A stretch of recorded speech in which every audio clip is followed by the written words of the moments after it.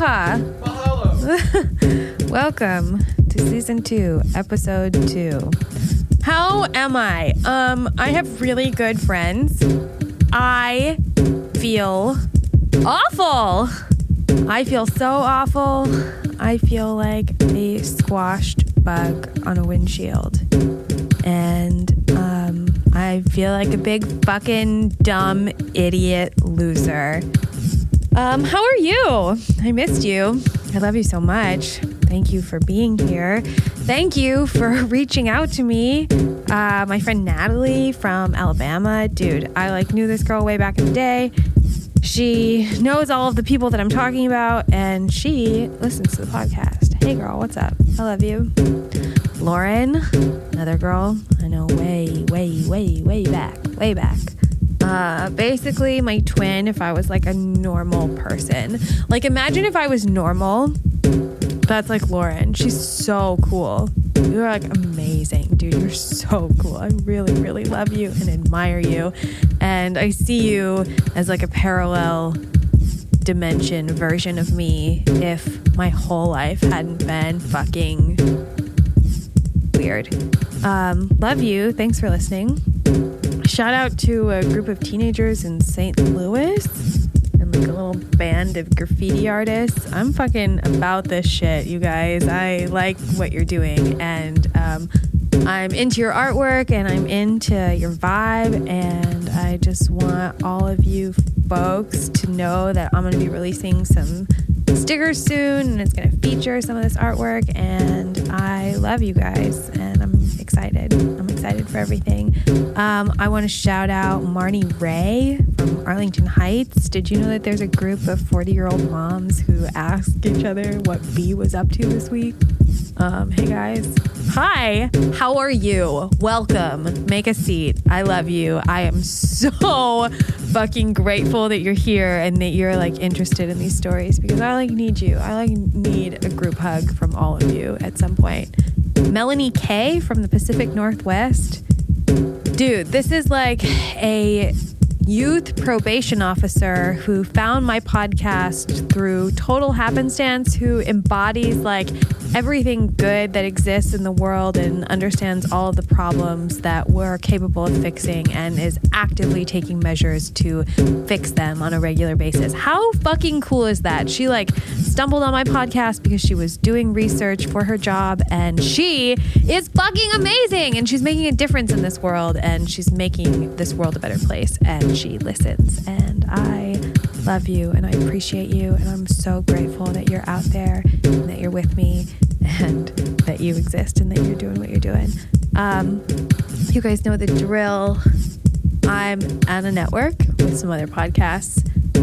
Mike O'Keefe's Multiple Idiots. I'm going to be a guest on his show. He's going to be a guest on my show. He is super funny, and you guys should listen to his podcast now before it like blows up and he's on NBC. And you're like, oh man, I could have like subscribed in the beginning when it was fucking cool. Also, Kalina Ote, I'm going to be a guest on her podcast coming up real soon. I'm going to tell a disgusting story that is hopefully hilarious and maybe a little like gag worthy. But I'm going to do that, and she's going to come on my podcast, and it's going to be a fucking love fest of Jazz Fuzz Studio Podcasting Network. If you have a podcast idea, please reach out to Jazz Fuzz Studios. They are the best. I would not be able to do this without them. So, is that everything? I'm gonna put fuck shit on Front Street. I'm upset! Can you hang out with me though? Please. Please hang out with me because I'm upset. Please. Thanks. I love you. My name is B. Casper, and my entire life has been a lie. That's not even my real name. But don't worry, I'm going to tell you all of my secrets. This isn't the story of how I became an orphan. This isn't the story about how I jumped off a 5-story building and survived. This isn't about how I died and came back funny. This is that time I got arrested.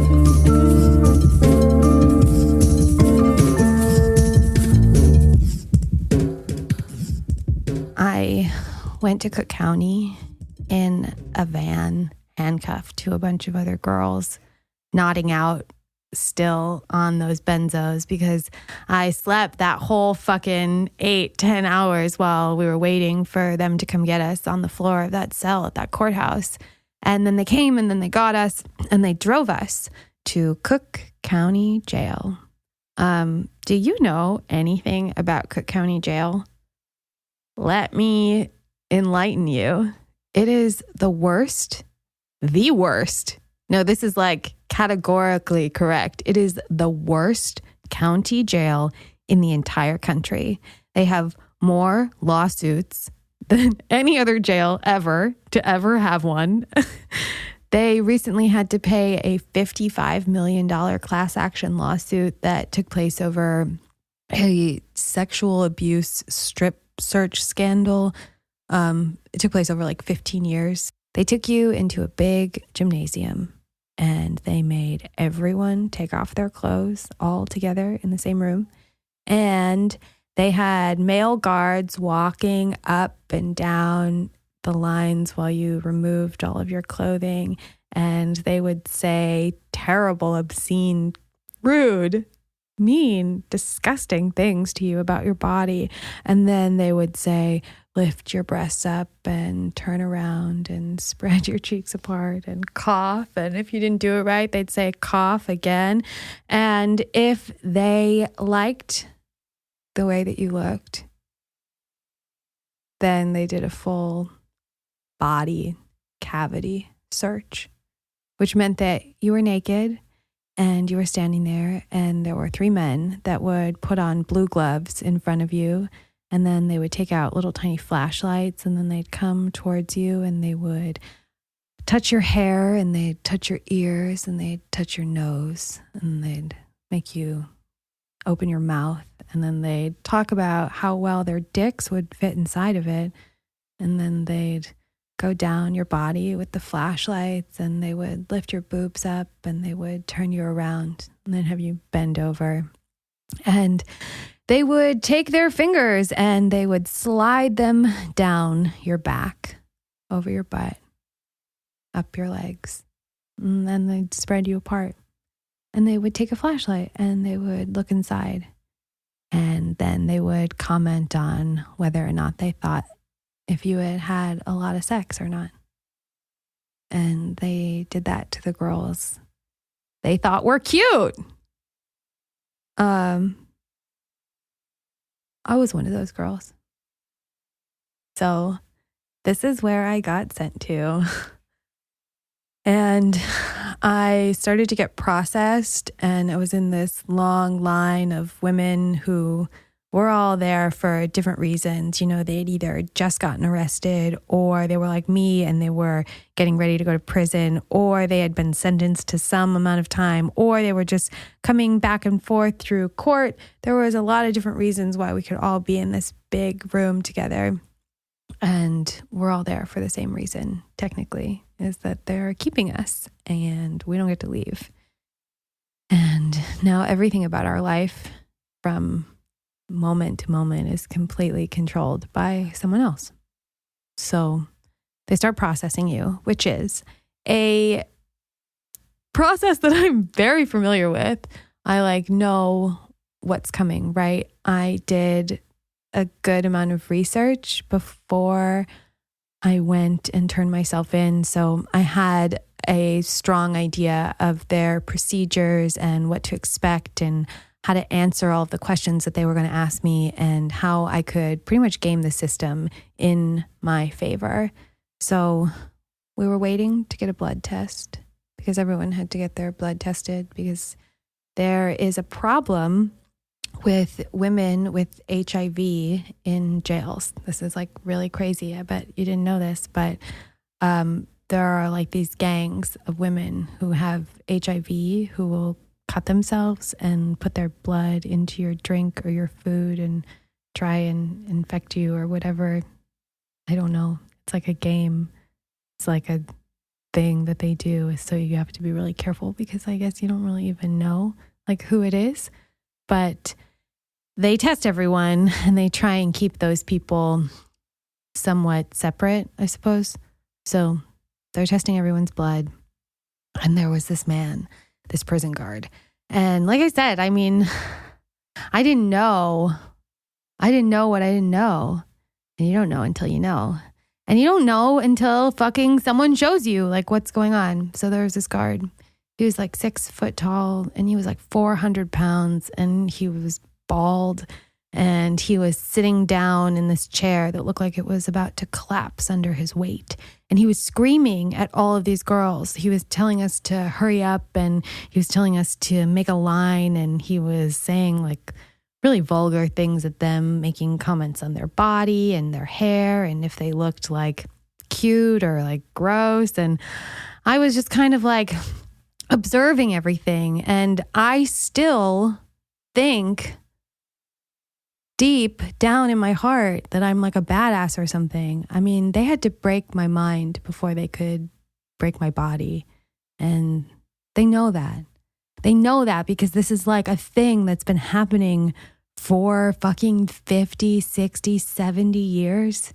I can't even imagine. For as long as they've had women's prisons, they've had to have been like this because I don't see it being any other way. I don't see these men having all this power over these women that can do nothing about what they're about to be done to and not abusing it.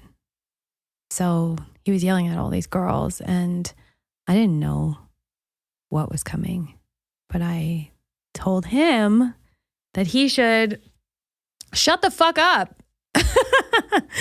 I think maybe I told him that he should like eat a salad or like run a mile. I mean, I definitely made like a rude comment about him to him because I felt like he was rude and I didn't know that that was a huge mistake.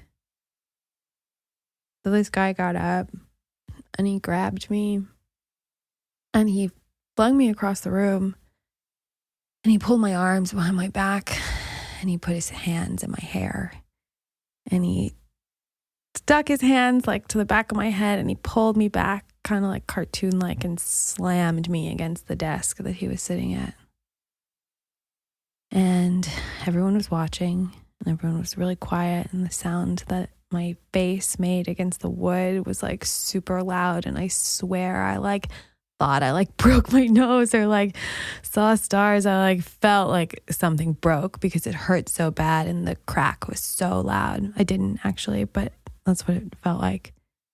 Then he leaned really close into my ear and he told me that he would take me to the men's side and let them rape me with broomsticks if I didn't shut the fuck up.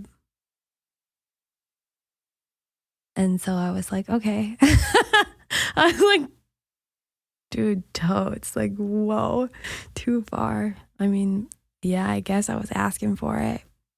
And he made an example out of me. And I shouldn't have mouthed off like that. And man, do I still have trouble sort of keeping my mouth shut in certain situations. But I think that's because I have like a deep well of like anger in me. And when I feel slighted, I'm like, hey, actually, fuck you though. And that's not always in your best interest. It's not always a good idea to say fuck you. Even if someone actually deserves to be told that, it's not always a good idea to say it. I'm really trying to learn the difference between those two things, but I still struggle with that. Even though that guy honestly scared the life out of me. I mean, I can't say I've never been that scared because it got worse. It got so much worse, but fuck, that was like the first time where I was like, I am scared. I'm like, I am scared and I don't want to get raped with broomsticks and I don't want to be here anymore. And then the lady took my blood. She took my blood and she took a urine sample and then I had to go sit and see a doctor and have them do like an exam. And then I had to go and see a psychiatrist. And remember how I had that doctor with all the court stuff and he wrote a report and the report said that I had these diagnoses. Well, I like came into Cook County Jail with like 2 brand new, very serious mental illnesses that I exploited in my favor. So here's what I did. I told them about my life and it's so sad. And I told them about, my circumstances, about getting into prison. And I was probably, the first person that they had seen in a month that could speak coherent English. So I was definitely taken seriously. And I was given, like I said, certain advantages in a fucked up situation. And I knew what I wanted, which was pills. I wanted pills. I wanted some pills to get through the day and the night. And I knew that it was going to suck. And I did my research and I found out that the mental health unit was cleaner and less populated and nicer than the general population. This is what I learned on the message boards that I researched before I turned myself in. White privilege.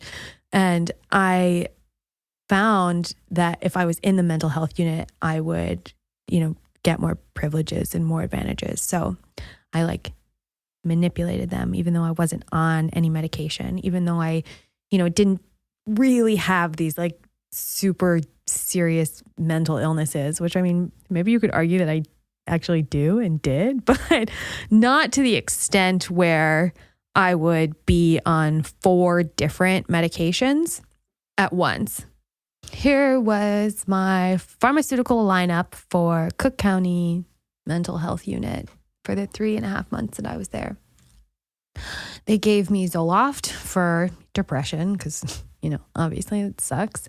They gave me Klonopin for anxiety because yum. They gave me Trazodone for sleep because oof. And gabapentin for nerve and anxiety backup, I guess, which was really a anti-inflammatory blood pressure medication. It was sort of like a catch-all that they would prescribe to every single person. I swear gabapentin is getting some kind of kickback from Cook County Jail because I don't know a single person that I met who wasn't prescribed gabapentin. There was something weird going on there. So I was on these 4 meds and I got sent to this mental health unit and I told them that I was a Buddhist vegan so that I could get a vegan diet. And I got into my cell at about 4 a.m. and I met the girl that was my cellmate, this girl, Dawn, who was there for DUI stuff. She didn't pay all of her fines for her DUI and she ended up getting locked up and having to serve 3 weeks for the fines or the lack of payment for the fines. So she had been there for a little bit, but she was also leaving really soon. So as soon as I got in there, she woke up and she was a former prostitute, meth addict, and you could tell, dude, she was cool though. She was super cool. And it was a nice person to meet upon that fucking experience. So just went through all of this processing stuff, 4 a.m. and she woke up and started talking a mile a minute. This bitch wanted to know my life story, if I liked Twilight, if I had a boyfriend, what was going on the outside. She had questions, she had answers. She told me everything about what went down in the mental health unit and how she got there. It was some crazy episode with her and Chantix, which is some medication that you take to quit smoking. And I guess she had taken a bunch of Chantix and then drank and then I guess it makes you homicidal. She had this former warrant out for this DUI thing for these fines that she didn't pay. And she took this Chantix and drank a bunch and then tried to kill her fiance. And they called the cops and then ran her stuff and then found out she had a warrant and then kept her for a month and a half. So she was my roommate for about 3 weeks and it was great to meet someone right away who could make me feel like a person, who could talk to me like a human, because the guards don't speak to you like you're a human. The guards speak to you like you're trash and they treat you like you are trash and they scream at you. And it's like you can imagine what prison is like, but you don't really know what it feels like until you have someone who's 3 centimeters away from your face telling you that you're a dumb fucking whore and that they're going to watch you get raped, So it's different, it's hard to explain. And the people who are in jail, the prisoners, have this like immediate camaraderie. Now, that's not with every single person you meet, but it's like the people that are like you. So Dawn was like white. She was like kind of cute. She wasn't, completely illiterate. So we immediately bonded and got along because I was more normal looking. Seemed normal. But here's what prison is like if you ever wanted to know. You get beaten, raped, starved, and threatened every day. And that's one of those fun fucking Russian roulette. Like, what's it going to be? Which one is it going to be today? So I didn't know the ropes. I didn't know what I was doing. I thought I had a plan, and I thought that I had prepared as much as I could, but what's that old saying that humans plan and God laughs, right? So my 3rd day at Cook County, this girl that I had never seen before and never spoken to beat the shit out of me. We were in the med line waiting to get our pills, and I was in the mental health unit, and I was surrounded by girls who were there from prostitution to possession to murderers to baby killers to just this crazy schizophrenic lady who got picked up because she was like picking flowers at a restaurant at like 3 a.m.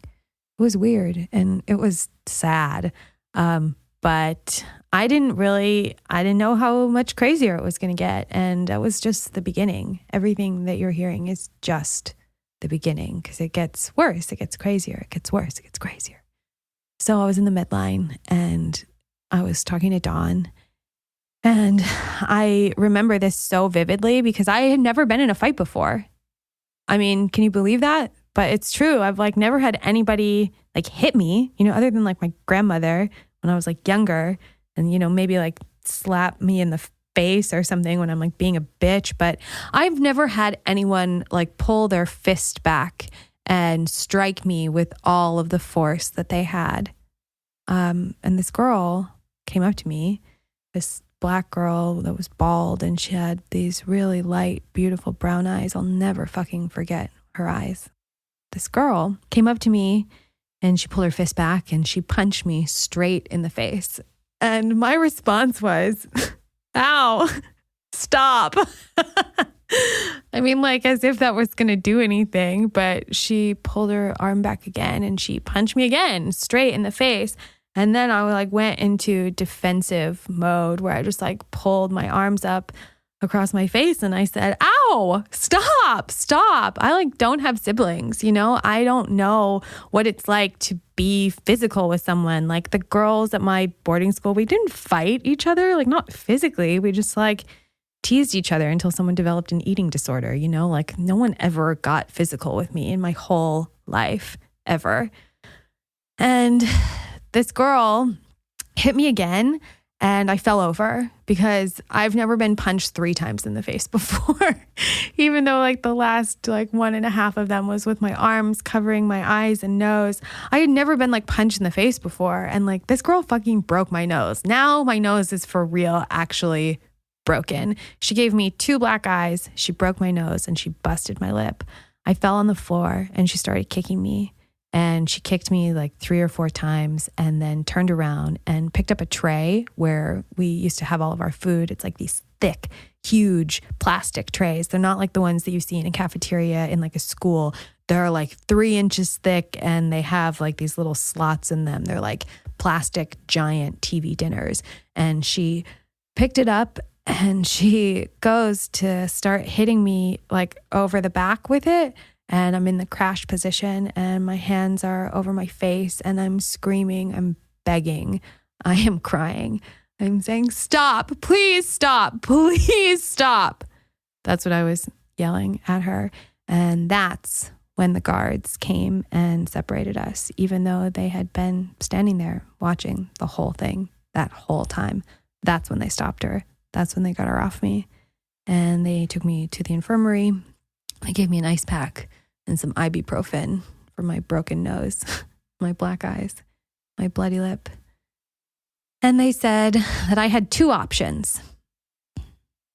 They said I could press charges against her, which is what she wanted because she had a really bad home life, apparently. And being in jail was the only place where she got a bed of her own and fed 3 times a day. So she consistently would pick out white girls with long hair and beat them up, hoping that they would press an assault charge against her so that a judge would sentence her to 8 more days. So they said I could press charges and she could potentially stay for another week, but that was what she wanted me to do. Or I could do nothing and let it go.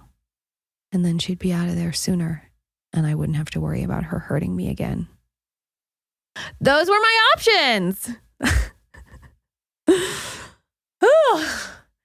Like, I didn't even know moral conflicts like that existed. I didn't even know. I really didn't know. I mean, I was like so tempted to press charges because I felt like that was what she wanted, you know? And the police officers, the prison guards were like pressuring me not to because I think that meant more paperwork and more problems for them. And they pretty much told me that if I didn't press charges against her, that they would move her to like a different tier, which was just like a different house of cells, just a big concrete room in a big fucking building full of concrete rooms. So ultimately, I decided not to press charges and they moved her to another tier and I never saw her again at Cook County. After I got the shit kicked out of me and my nose was broken and my eyes were black and blue and my lip was busted and they gave me 1 dose of ibuprofen, this woman found me. Her name was Big Baby. And it's funny that that was her name because that's what she looked like. She was bald and she had no teeth and she was like 400 pounds.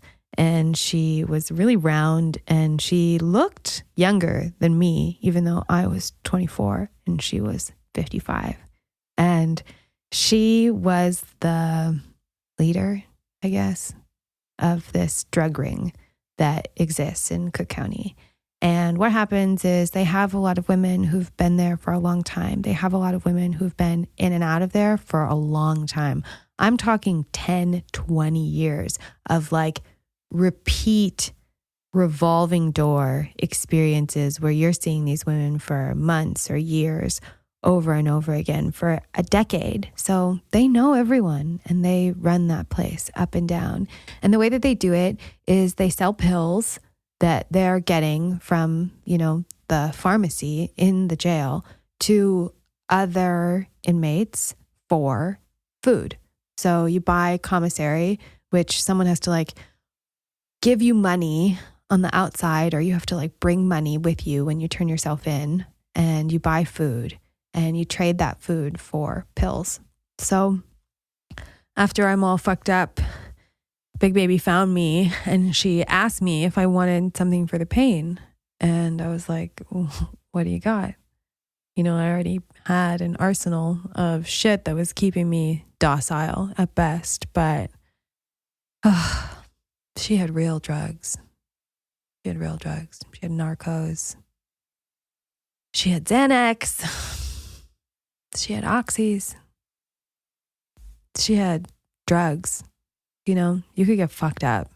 You could get fucked up and melt away and sleep your time off. That's how she sold it to me. She asked me if I wanted to sleep my time off. And I was like, fuck, yes, I do.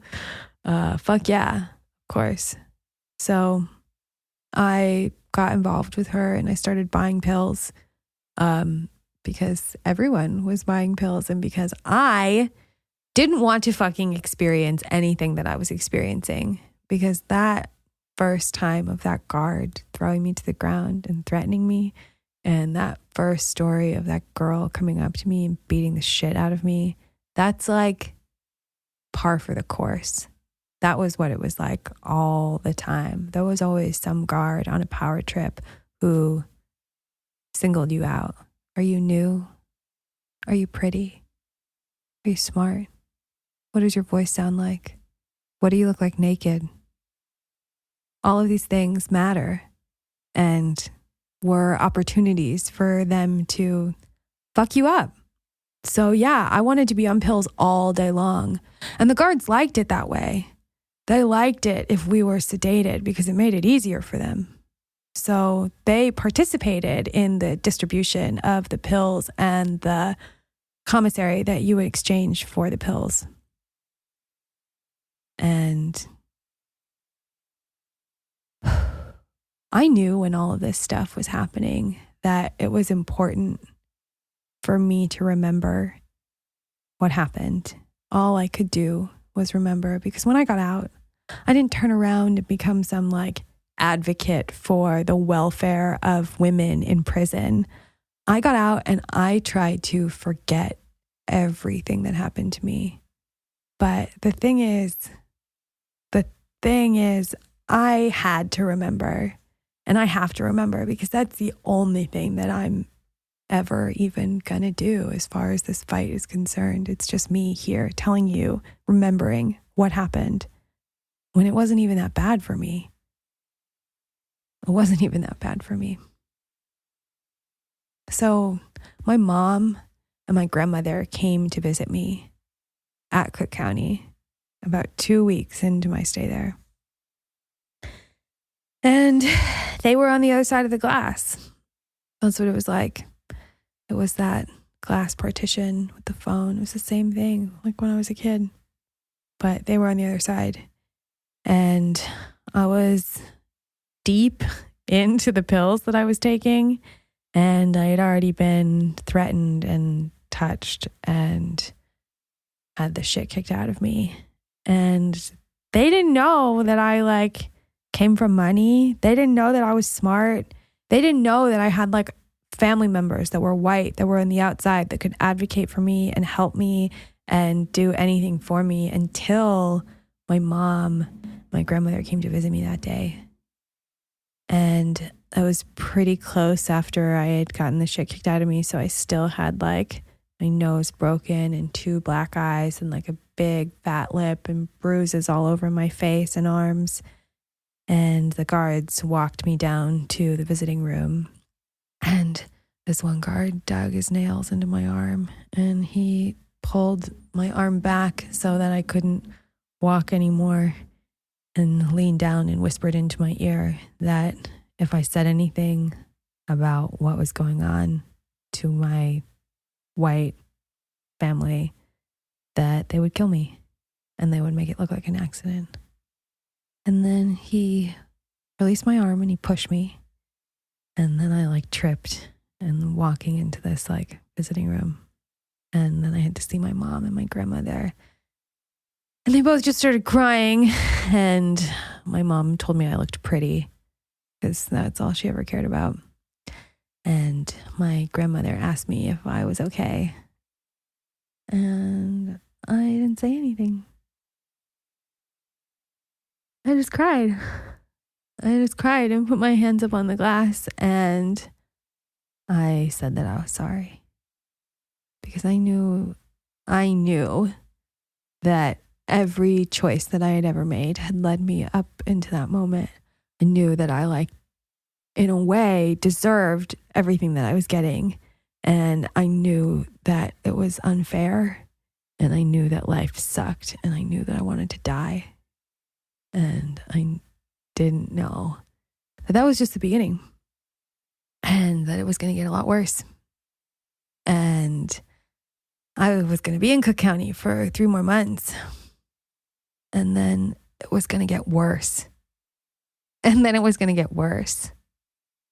And then one more time, It gets worse. So, do you even want me to keep doing this? Like, I don't know. This is so fucked up. I hope you like the interviews. I hope that it balances this shit out a little bit. Because right now, where I'm leaving you is that I'm black and blue, I'm on drugs, and I am afraid.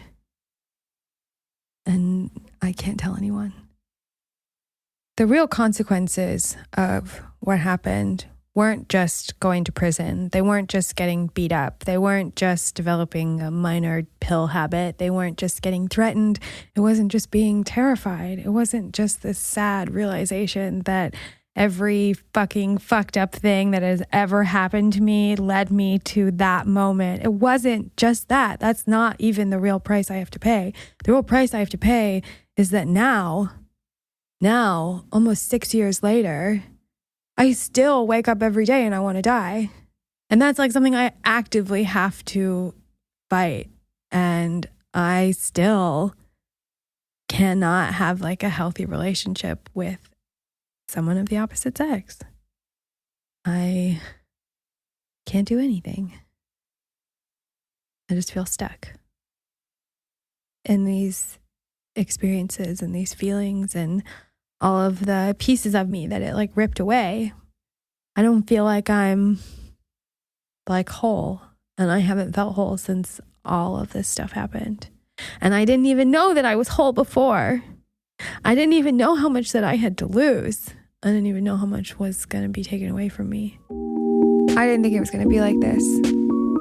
Maybe I'll see you in our next life when we're both cats. Bon voyage.